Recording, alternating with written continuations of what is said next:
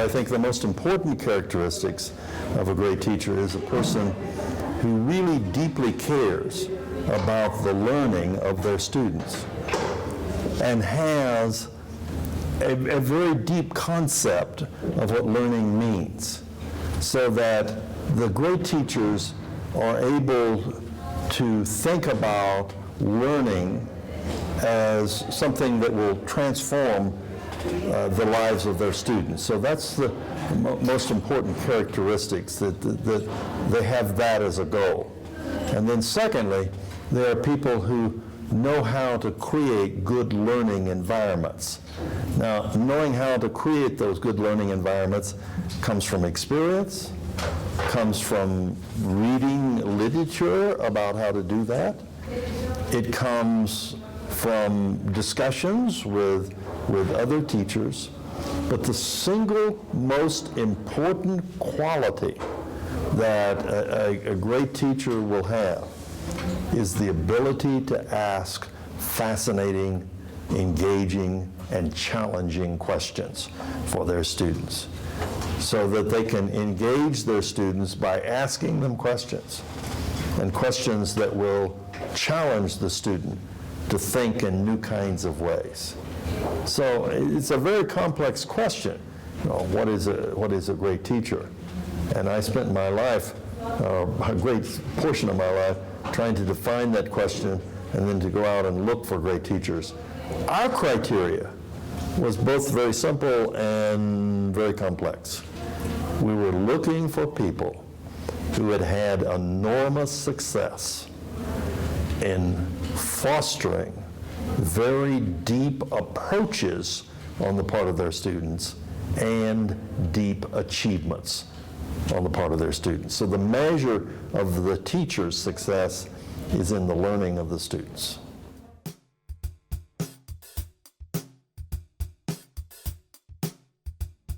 This is actually a question about resources and how important they are in whether or not someone can be a great teacher. I would say that resources, all of the valuable resources, electronic resources and physical resources and so forth, are extremely valuable, and they are immensely helpful to the teacher. But the most important single resource that any teacher has is their own mind and their own abilities to think creatively, and their own abilities to really address 2 or 3 or 4 really major questions, and to address those questions based upon an exploration of the very rich literature that exists. And those questions are, what does it mean to learn? And then secondly, what are all of the personal and social forces that can influence learning? And third, how can I create an environment in which that learning is most likely to take place? And then the fourth is, how will I and my students best come to understand the nature and the progress of the students' learning? So that what is most important is the ability to think, and the ability to think about learning and its nature and how we get students to those learning goals, how we foster a learning approach, a deep learning approach on the part of our students. We traditionally have a concept of teaching as simply delivering information, and especially on the higher education level. If you were to ask most people, most professors, to define teaching, they would define it in a way that would say teaching is lecturing, teaching is delivering information to students. But I want people to think about teaching as anything they might do that would help and encourage students to learn deeply. Now, again, resources are valuable, they can be extremely helpful to someone. But the most important resource is up here.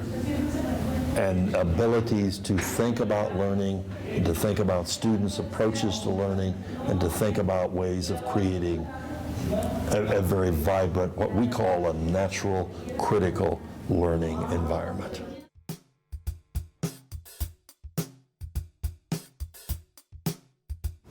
This question is really about whether or not we can continue to bring new people into the teaching profession.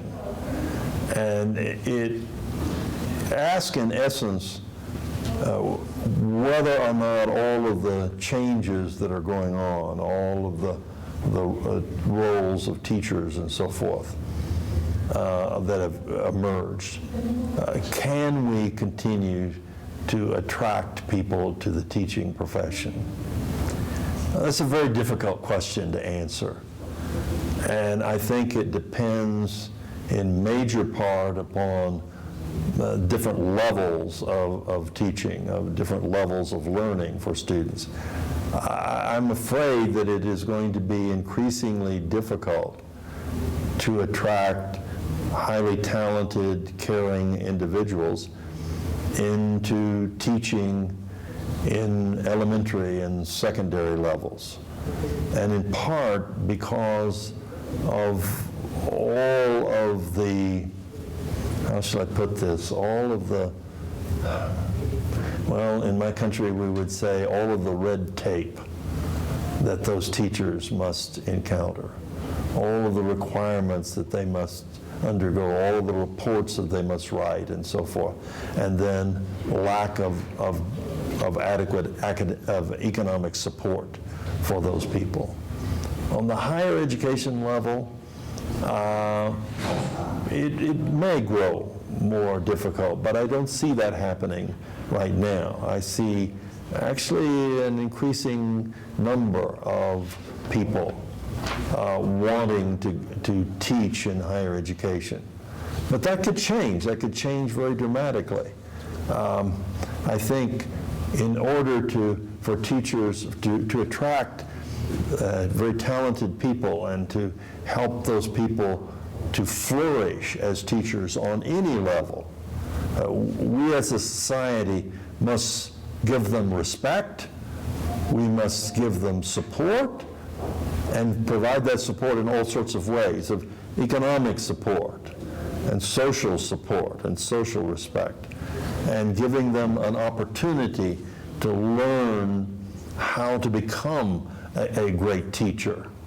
That's a significant one as I think about it more and more, you know, of creating an opportunity for people to learn what it means to teach well and to learn how they can do it. As we go through workshops like the one we had today and yesterday, I often hear people saying, you know, this changes my whole perspective on what it means to learn, what it means to teach, and how I need to approach teaching.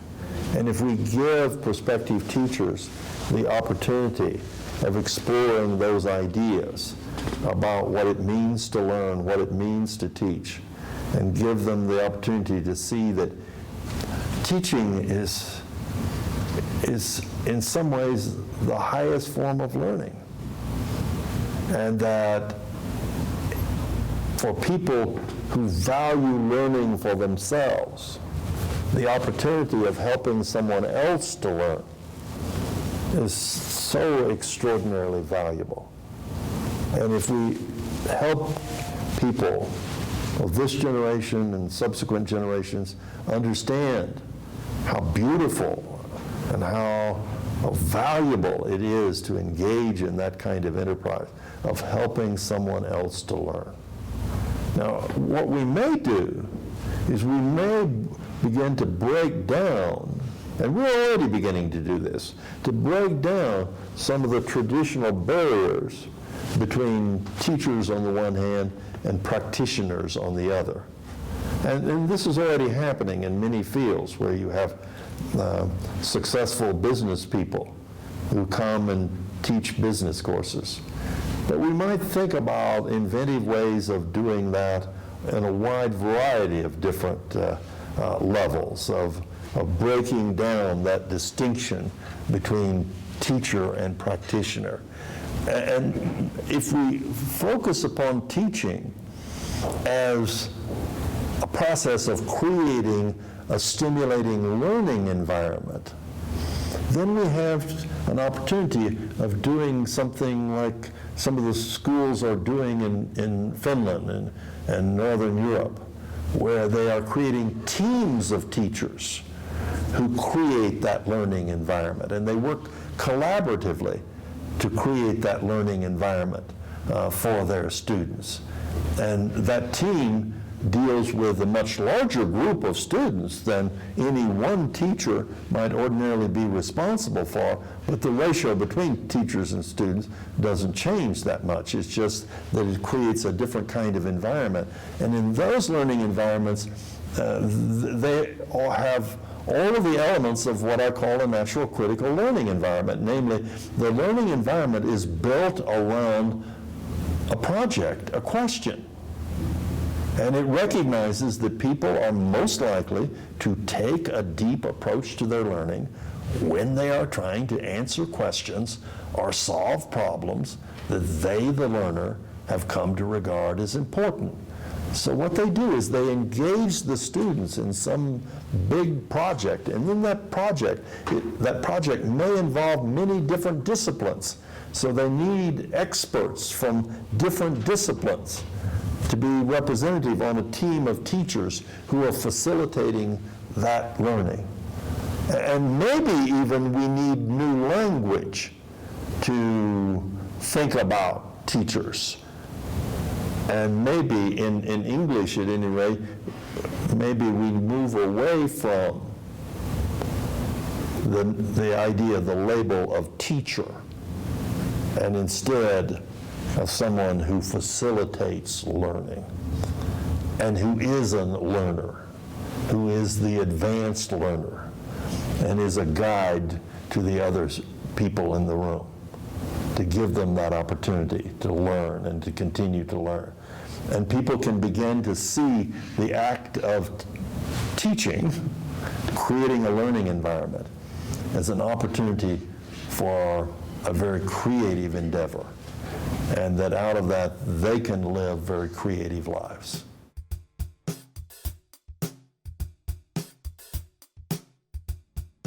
Well, I've been asked how my visit to this university has helped me to better understand some of the educational challenges in Latin America.